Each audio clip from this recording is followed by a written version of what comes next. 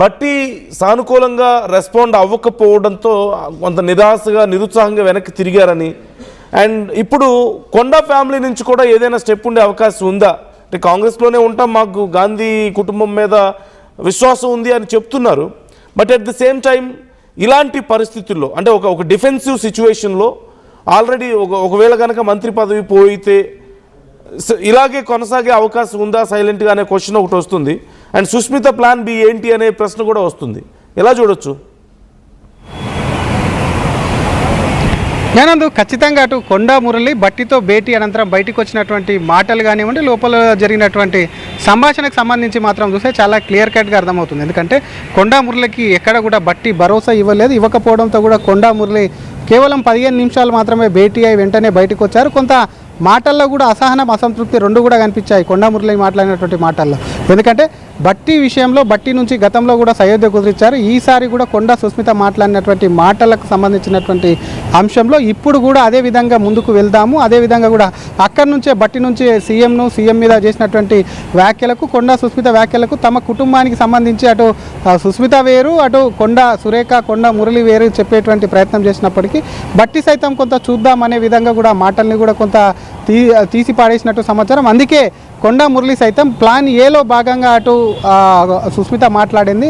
Plan B కూడా ఉంది. ఆ క్రమశిక్షణ కమిటీ రిపోర్ట్ అయితే దానికి సంబంధించి కూడా క్రమశిక్షణ కమిటీ రిపోర్ట్ ఇచ్చింది. నెక్స్ట్ చర్యలకు సంబంధించి కూడా వెయిట్ అండ్ సీ అనే విధంగా ఉన్నారని చెప్పి ఉన్నారనే ఆన్సర్ కూడా చెప్పకనే చెప్పారు ప్లాన్ బితో. మరి ప్లాన్ బి ఏంటన్నది కూడా ప్రస్తుతం చర్చ జరుగుతుంది. ఎందుకంటే ప్లాన్ బి అంటే కొండా సుస్మిత మరి మాట్లాడినటువంటి ప్లాన్ ప్రకారమే మాట్లాడే ఒక ప్రకటన ప్రకారం రచించి ముఖ్యమంత్రి మీద వ్యాఖ్యలు చేశారా, పరకాల టికెట్ కోసమా, లేకపోతే రాష్ట్ర రాజకీయాల్లో ఒక సంచలనం రేపేందుకు అలా కావాలని చెప్పి మరి సుస్మిత మాట్లాడించారన్న అనుమానాలు సైతం కాంగ్రెస్ వర్గాల్లో పెద్ద ఎత్తున చర్చ జరుగుతున్నాయి. కేవలం కొండా మురళి, కొండా సురేఖకు తెలియకుండా కేవలం ఆమె కొండా సుస్మిత మాట్లాడలేదు. ఎందుకంటే కొండాకు ఉన్నటువంటి కుమార్తె, కొండా సుస్మిత వాళ్ళ కుమార్తె ఎప్పటి నుంచో కూడా కొంత అటు రాజకీయాల్లో కానివ్వండి, అటు కొండా సురేఖ వారికి సంబంధించినటువంటి వివిధ నియోజకవర్గంలో చురుగ్గా ఉంటుంది. అటువంటి కొండా సురేఖ తెలియక మాట్లాడినట్టు కూడా కానీ ఉండదు. కానీ ప్లాన్ బి అనేది ప్రధానంగా, ఎందుకంటే ప్లాన్ ఏ అని మరి తెలిసే మాట్లాడి ఇందాక చెప్పినట్టు ఆ విధంగా తెలిసే మాటలు ప్లాన్ బికి సంబంధించి ఏంటి అసలు,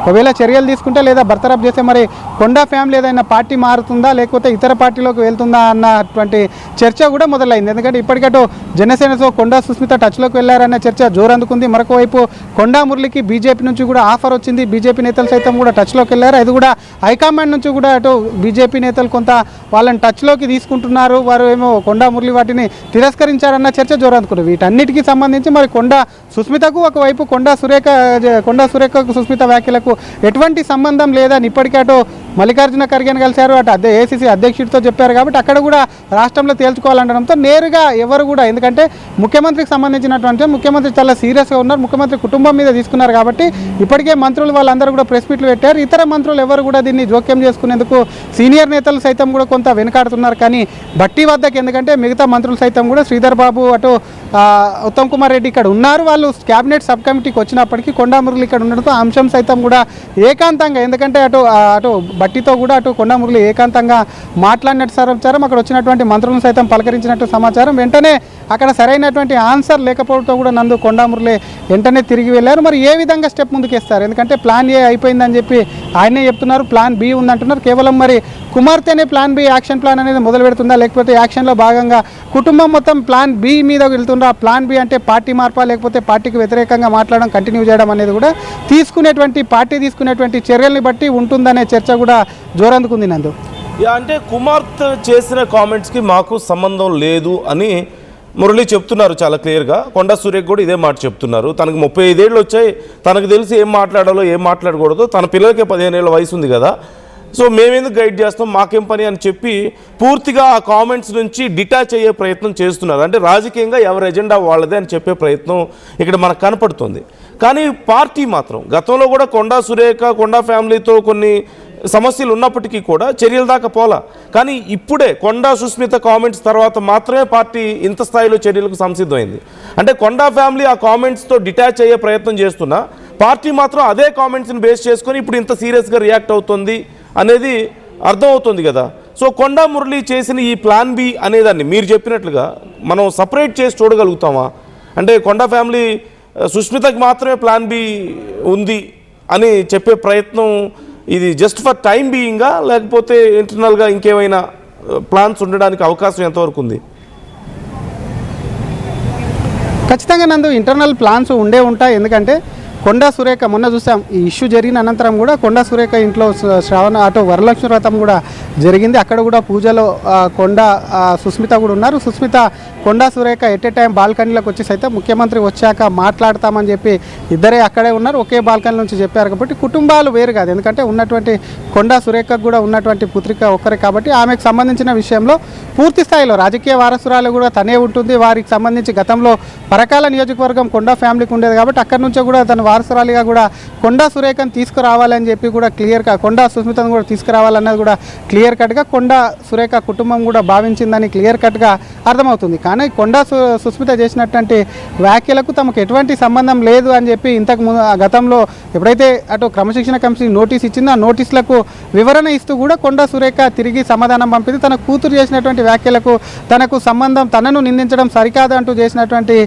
రిప్లై ఏదైతే ఉందో అది మరింత ఆగ్రహానికి గురి చేసింది. అయినప్పటికీ కూడా ఎక్కడ కూడా తగ్గలేదు. క్రమశిక్షణ కమిటీ నిన్న చెప్పినటువంటి మాటలు ఏవైతే ఉన్నాయో గతంలో సైతం కూడా సుస్మిత ఇదే విధంగా మాట్లాడింది. అయినప్పటికీ ఎక్కడ కూడా కొండా సుస్మితను కంట్రోల్ చేయడానికి కొండా సురేఖ కానీ కొండా మురళి కానీ ప్రయత్నం చేయలేదు. కాబట్టి ఒక క్యాబినెట్లో ఉండి ఆ క్యాబినెట్ నాయకుడిగా ఉన్నటువంటి నేత పైన మాట్లాడడం ఏదైతే ఉందో అది ఆ నేతనన్నా సరే కాంగ్రెస్ పార్టీని అన్నట్టు, ఆ నేతను తిట్టిన సరే కాంగ్రెస్ పార్టీని తిట్టినట్టు ఆటోమేటిక్గా ఒకవైపు ప్రభుత్వం మీద మరొక వైపు అటు పార్టీ మీద రెండుటి కూడా బ్లేమ్ అయ్యి వాటి ప్రతిష్ట కూడా దిగజారుతుంది. కాబట్టి వీటిని కంట్రోల్ చేయలేరు. కాబట్టి కొండా సుస్మిత వ్యాఖ్యల వెనుక ఖచ్చితంగా కొండా సురేఖ కంట్రోల్ చేయకపోవడంతోనే గతంలో చేసినటువంటి వ్యాఖ్యల కన్నా ఈసారి తీవ్రమయ్యాయి. దానికి కారణం కూడా కొండా దంపతులే, ముఖ్యంగా కొండా సురేఖ. కాబట్టి దానికి చర్యలు కూడా మేము ఖచ్చితంగా కూడా చర్యలు తీసుకోవాలని కొండా సురేఖనే కాదు చిన్నారెడ్డి మీద సైతం కూడా చర్యలకు కూడా ఒకవైపు సిఫారసు చేశామని చాలా క్లియర్ కట్గా చెప్పారు. దీంతో నిన్న క్రమశిక్షణ కమిటీ రిపోర్ట్ సబ్మిట్ చేయడం, క్రమశిక్షణ కమిటీ చైర్మన్ మాట్లాడడం, ఆ తర్వాత జరిగినటువంటి పరిణామాలు చకచకా జరుగుతున్నాయి. అటు కొండా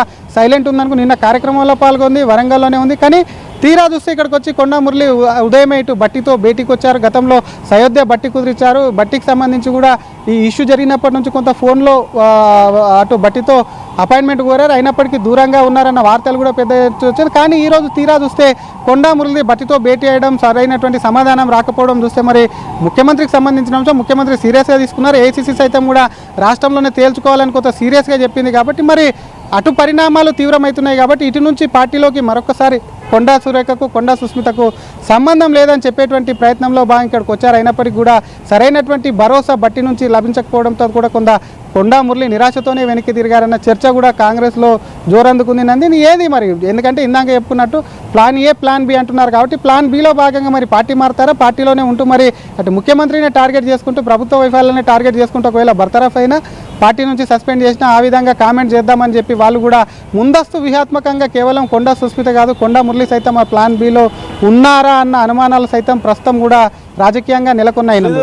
ఈ డిలే దేంట్లో ఎందుకు జరుగుతుంది? ఇప్పుడు క్రమశిక్షణ కమిటీ ఒక నివేదికనిచ్చింది, అధిష్టానానికి పంపించింది, ఇక్కడ పిసిసి చీఫ్కి ఇచ్చారు,